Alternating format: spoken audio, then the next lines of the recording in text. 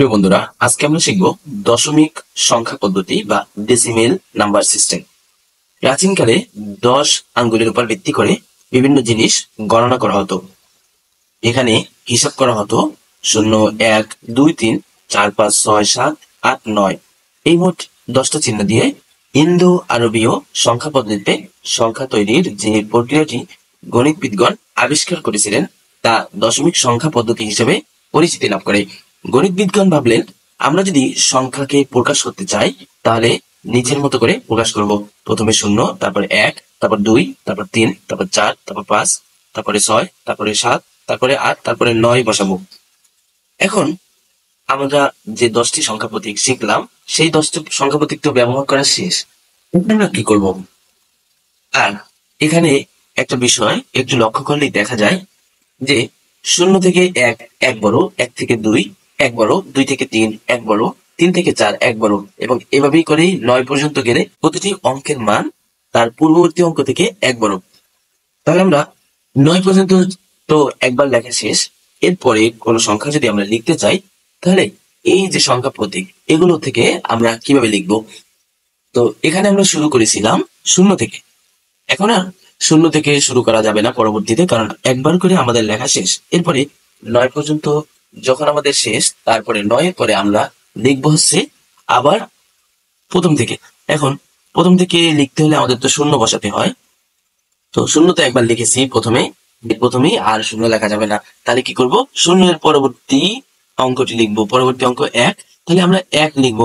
এখন 1 যদি লিখি তাহলে তো 1ও একবার লিখেছি, তাহলে আমরা 1 এর সাথে আরেকটা প্রতীক মিলাইয়া তারপর লিখবো। তো 1 এর পরে যদি আবার 0 বসাই, 1 লিখলাম, লিখে এরপরে কি করব? পরবর্তী যে ডিজিট দিব সেটাও আমরা এই 0 থেকে শুরু করব। তো 1 এর পরে 0 দিলে হয় 10, তারপরে 1 এর পরে 1 বসালে হয় 11, এরপরে 1 এর পরে 2 দিলে হয় 12, 1 এর পরে 3 দিলে 13, 1 এর পরে 4 ব্যবহার করলে 14, 1 এর পরে 5 ব্যবহার করলে 15, 1 এর পরে 6 ব্যবহার করলে 16, 1 এর পরে 7 ব্যবহার করলে 17, 1 এর পরে 8 ব্যবহার করলে 18, 1 এর পরে 9 ব্যবহার করলে 19। এই পর্যন্ত তো আমাদের ব্যবহার শেষ। তারপরে যখন আমরা পরবর্তী ডিজিট লিখবো তখন কিভাবে লিখবো? তখন লিখবো হচ্ছে আবার প্রথম থেকে শুরু করব, কারণ এখন 0 আর 1 দুইটাই তো ব্যবহার করেছি প্রথমে। এখন আমরা এই দুইটা আর প্রথমে ব্যবহার করতে পারবো না, তারপর আবার ব্যবহার করব পরবর্তী অঙ্ক। পরবর্তী অঙ্ক হচ্ছে 2, তাহলে 2 এর পরে আবার প্রথম থেকে অঙ্ক লিখবো। এখানে 2 এর পরে 0, 2 এর পরে 1, তারপরে 2 এর পর 2, 2 এর পর 3, এরকম করে ব্যবহার করব। তো এইভাবেই আমরা সংখ্যাগুলো লিখি, যেগুলোকে আমরা দশমিক সংখ্যা পদ্ধতি বলে থাকি। এখানে এই বিষয় নিয়েই আলোচনা করা হয়েছে। তো বন্ধুরা, আশা করছি তোমরা এটা বুঝতে পারছো যে দশমিক সংখ্যা পদ্ধতি কি। এবং আরেকটা বিষয় যদি তোমরা খেয়াল করো তাহলে বিষয়টা হচ্ছে 0, আর এখানে আমরা যে 10 ব্যবহার করলাম, এখানে 0 এর মান এটা কিন্তু 1 ঘরে, তাহলে এটার মান হচ্ছে একক মান। এরপরে 10 এর ক্ষেত্রে 0 এর মানও 1, কিন্তু 1 যে এখানে কিন্তু 1 এর মান একক ঘরে না, এজন্য 1 এর মান কিন্তু 1 হবে না। এই জন্য 1 এর মান হবে 1 হচ্ছে পরবর্তী ঘরে। তাহলে পরবর্তী ঘর আমরা এইখানে অঙ্ক আছে কয়টা? 10টা, তাহলে পরবর্তী ঘর হবে দশক ঘরের মান। তার মানে এই এখানে 1 এর মান হচ্ছে 10। এরকম করে আমরা বুঝতে পারি যে হ্যাঁ, স্থানীয় মানও আলাদা হয়। আমরা যদি চেষ্টা করি এভাবে করে কতগুলো পর্যন্ত লিখতে পারবো, এখানে বলা হয়েছে। আশা করছি আমরা আমাদের প্রয়োজন মতো যত ইচ্ছে হয় ততই লিখতে পারবো, কোনো ধরনের অসুবিধা হবে না। তাহলে যে 9টি প্রতীক আছে সেগুলো সব যদি 2বার ব্যবহার করি তাহলে লিখতে পারি, 3বার ব্যবহার করি তাহলে আমরা লিখতে পারি এরকম, এই যে 100। 2বার ব্যবহার করলে আমাদের হয় 99, 3বার ব্যবহার করলে হবে 100, এরপরে 4বার ব্যবহার করলে হবে 1000।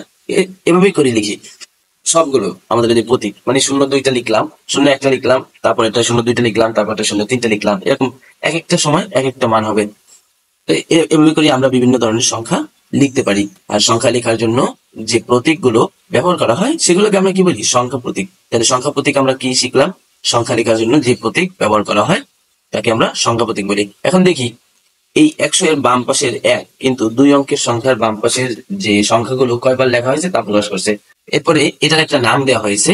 2 অঙ্কের সংখ্যার বামের অঙ্কটি দশক, 2 অঙ্কের যখন হবে, এই যে 2 অঙ্কের যখন হবে তখন বামেরটা হবে দশক, 3 অঙ্কের যখন হবে তখন বামেরটা হবে শতক, 4 অঙ্কের যখন হবে তখন বামেরটা হবে হাজার। এভাবে করে প্রতিটা ক্ষেত্রে 10 গুণ করে বেড়ে যাবে। যে আমি যদি সংখ্যাগুলোকে পাশাপাশি লিখি তাহলে আমি এক স্থান থেকে আরেক স্থানে আসি তাহলে সংখ্যাটা 10 গুণ করে বাড়ে। তিনটি অঙ্ক দ্বারা আমি 999 পর্যন্ত লিখতে পারবো। এরপর যদি আরো লিখতে চাই সেক্ষেত্রে বাম দিকে এক ঘর আরো বাড়বে। এভাবে করে যতগুলো সংখ্যা লিখতে চাই ততগুলো সংখ্যা লিখে আমরা প্রকাশ করতে পারবো, কোনো ধরনের অসুবিধা হবে না।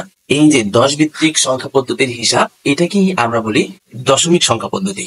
দশমিক সংখ্যা পদ্ধতিতে 10টা চিহ্ন বা প্রতীক রয়েছে। বাংলা এদের নাম অঙ্ক, আর ইংরেজিতে ডিজিট বলা হয়। এই যে 1 থেকে 9 পর্যন্ত দেখেছি নিজেরাই কিছু একটা প্রকাশ করে, অর্থাৎ ওদের দাম আছে, তবে শূন্য এককভাবে কোনো দাম নেই।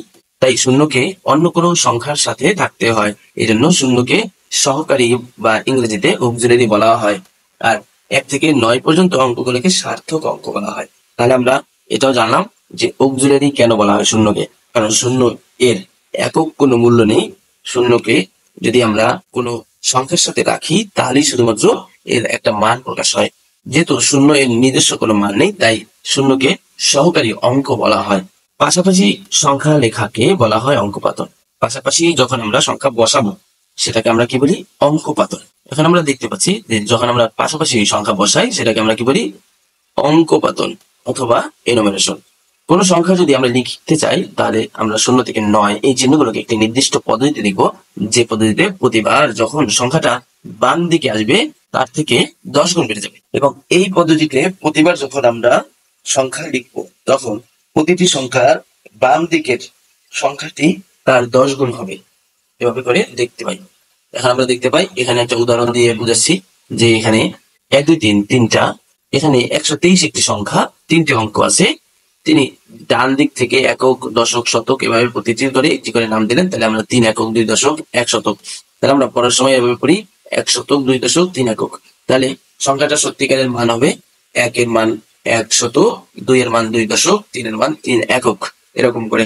আমরা বন্ধুরা আজকে শিখলাম হচ্ছে দশমিক সংখ্যা পদ্ধতি কি, দশমিক সংখ্যা পদ্ধতিতে কিভাবে সংখ্যা তৈরি করা হয় খুব সহজে।